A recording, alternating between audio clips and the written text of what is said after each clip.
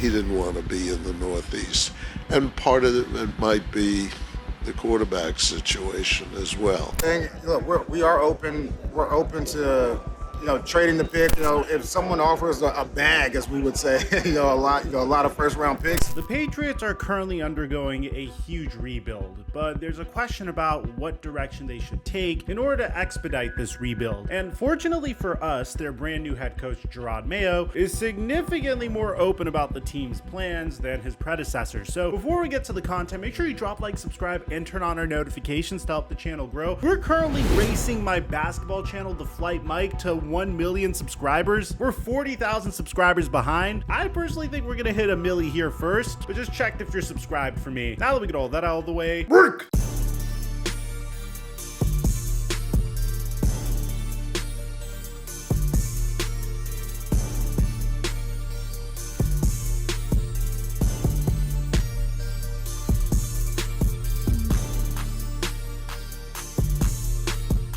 Mic check 1 2 1 2. What's going on, everybody? I've been on record multiple times over the past season saying that the New England Patriots have one of the worst constructed teams in the entire NFL, and that's no shock to anybody. But what was a shock to me was the fact that they decided to trade Mac Jones in the midst of all of this for peanuts on the dollar. They decided to trade Mac Jones to the Jacksonville Jaguars for like a 6th round pick. I personally felt like Mac Jones should have been given another opportunity, primarily because this team has so many holes on its roster that you might as well give him another opportunity. Two New England Patriots wide receivers, Juju Smith-Schuster and Devontae Parker, ranked in the bottom 10 of the worst wide receivers when it comes to separation, but Devontae Parker taking the cake as the overall worst. And if you really want to count tight ends, Mike Gesicki is there as well. So with that being said, it's no surprise that Mac Jones regressed so badly this past year. And prior to the Mac Jones trade, there was a huge question about what the Patriots were going to do with the number 3 overall pick. But once the Mac Jones trade went down, everybody understood what the New England Patriots plan was. They were either going to take Drake May, Jaden Daniels, or JJ McCarthy at the number 3 overall spot. And all of a sudden, this interview that Jerod Mayo gave at his introductory press conference. Yeah, I'm very excited. I'm very excited. What I will say is this. We're going to draft the best player for a position that is very important. You put the pieces together.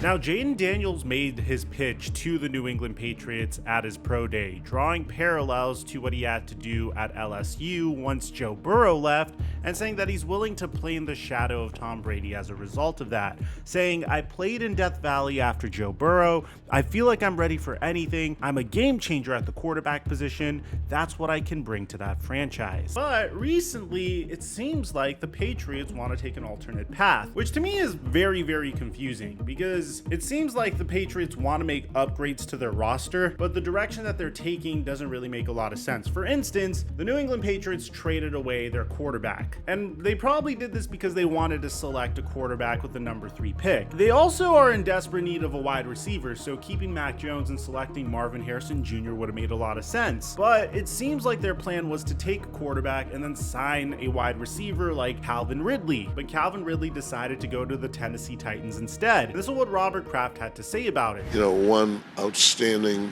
receiver that unfortunately we couldn't close. It was not because of finance. It was made clearly his girlfriend wanted to be in the South, and we had a situation where the taxes were like almost 10% higher, and we offered or were willing to keep going at that premium. But he didn't want to be in the Northeast. And part of it might be the quarterback situation as well. So this should give you all the information you really need about the New England Patriots. It doesn't really seem very clear what their future is going to look like, and there's a multitude of directions that this team could take with the number 3 overall pick. Something that isn't talked about enough is the value of the number 3 overall pick. It's significantly more valuable than the number 4 overall pick, and what I mean by that is take a look at this draft pick value chart. This is how you determine what you should give up in order to trade for one of these picks. And if you look at the top 3 picks, the number 1 overall pick is 3,000, the number 2 overall pick is 2,600, and the number 3 overall pick is 2,200. And then after that, there's a huge jump to the number 4 overall pick before it drops down by 100 each. And the reason why this is significant is the primary contender to trade up to the number 3 overall pick this year is none other than the Minnesota Vikings. The Vikings recently acquired the number 23 overall pick in the 2024 NFL draft. All they had to give up was their 2nd round pick this year and their 2nd round pick next year, in addition to a 6th round pick this year. By doing this, they have the 11th pick and the 23rd pick in the NFL draft. When you add those picks up, the 11th pick in the NFL draft is 1,250 and the 23rd pick is 760. Adding this up should get you 2,010, which means that if you traded up to the number 4 pick in the NFL draft, which is what they might do, then you're overpaying to trade up to the number 4 pick, which is typically what teams need to do in order to convince these pick holders to part with their draft picks. But in the case of the number 3 overall pick in the NFL draft, if the Vikings wanted to trade up there, they would have to potentially give up another 1st round pick in the future as well. Now, how do we know that the New England Patriots want to do this? Well, they're pretty much hinting to the entire NFL that they want to do this. Originally, Gerard Mayo had this to say about Drake May. Drake May had a fantastic interview at the Combine. He brings a lot of energy. You can tell he has that leadership ability. And, also the exciting part about a guy like Drake May is the ceiling. Like, there is really no ceiling with a guy like that. Now, in saying that, when we're trying to put together this roster, I know a lot of people look at the ceiling, but you also got to kind of see how low is the floor. How low is the floor? And I would say a guy like Drake May, he has a lot of room to grow. He's a young guy. Honestly, he hasn't played football nearly as much as these other guys, so that's definitely something that we've looked at.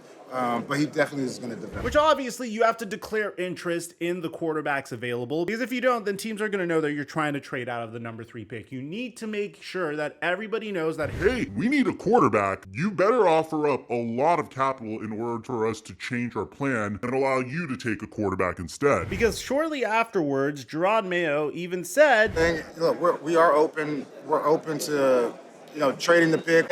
We sit at a very enviable spot at number 3 where we could take someone at 3, or if someone offers a bag, as we would say, a lot of 1st round picks, we definitely have to talk about those things as we continue to put together this team. Gerard Mayo even said that quarterback is the priority right now. But with that being said, you have to really be in love with the guy to take him at number 3. So really all options are open to us. The Patriots' dream scenario is not taking one of the top 3 quarterbacks, even if they really need one. Typically, you never want to start your rebuild with a brand new QB. You want some pieces in place. At least have your franchise left tackle or a couple of wide receivers on your roster, or maybe build your defense a little bit. Have some pieces in place before you take the quarterback in the 1st round, because once you do, you have 5 years to essentially build a Super Bowl contender around this quarterback and make the most of the fact that he's on a rookie scale contract, which is significantly undervalued. These were the years where Joe Burrow was able to make it to a Super Bowl and an AFC championship. These were the years where Ben Roethlisberger was at his best. You typically have a huge advantage against other football teams if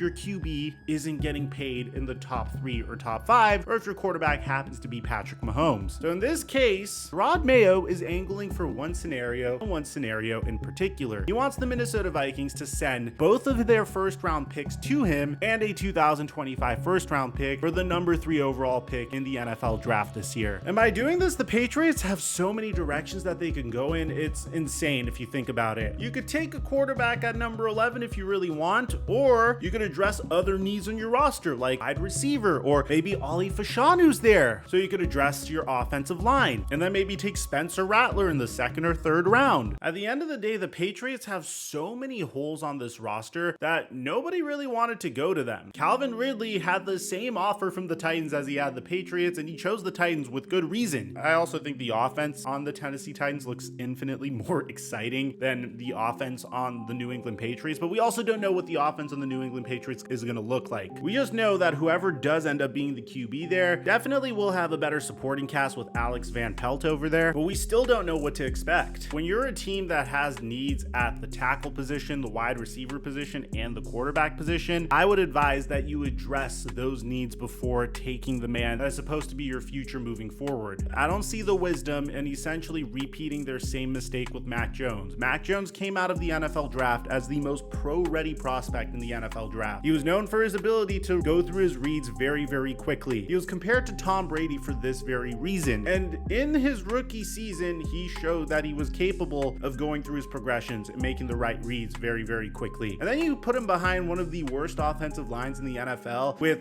the worst wide receiver core in the NFL, completely shatter his confidence and then blame him for the fact that he wasn't able to pan out. And now you're in a position where you need to put in another quarterback under center. If you ask me, the solution here is address every other need you have. Ride with Jacoby Brissett for this season. Probably not going to have the greatest season. You're probably not going to be playoff contenders, but that's okay because your division has teams like the New York Jets, the Buffalo Bills, and the Miami Dolphins in it. So you really didn't have a fighting chance to begin with. And then next year, when you also are going to have potentially another first round pick from the trade that you make from number 3, then you could target either Quinn Ewers or Shedeur Sanders as your quarterback of the future. I would rather Quinn Ewers or Shedeur Sanders on a more complete New England Patriots team with a wide receiver to throw to and a left tackle protecting them than to take a quarterback in year 1 and potentially throw him to the Wolves once again and get Mac Jones part 2. And maybe you guys don't agree with my philosophy. Maybe you guys thought that Mac Jones sucked from the moment he entered the NFL, but I personally don't believe that. When you have a quarterback that shows promise in his rookie season, a quarterback that was a Pro Bowl alternate in his rookie season, a quarterback that completed 68% of his passes, threw for 22 touchdowns and 13 interceptions, almost 4,000 passing yards, and had a passer rating of a 92.5, and then all of a sudden you decide to get a Matt Patricia as his offensive coordinator the next year, and no wide receiver help at all whatsoever, obviously he's going to regress to the point that he did. I'm sorry, I'm very prone to ranting about Mac Jones. I just don't want to see any more promising quarterbacks have their careers destroyed as a result of a football team's incompetence. So, in my opinion, a huge New England Patriots trade is coming. They're hinting to the Minnesota Vikings to trade up with them. It makes a lot of sense for the Minnesota Vikings as well because they can afford to part with 2 first-round picks this year and a first-round pick next year in order to have a quarterback on a rookie scale contract throw the football to the Suns. You know, Justin Jefferson, Jordan Addison, and TJ Hawkinson. So let me know in the comment section down below what you guys think about all this, man. Do you agree with my take here? Aside from that, the Cowboys just said that they're moving on from Dak Prescott. It's a shock to me as a Cowboy fan. I'm breaking all that down for you guys in our last video. I'll leave a link to it in the end screen for you guys to check out. Aside from that, I'm your boy Mike, and I'm dropping our mic until our next upload.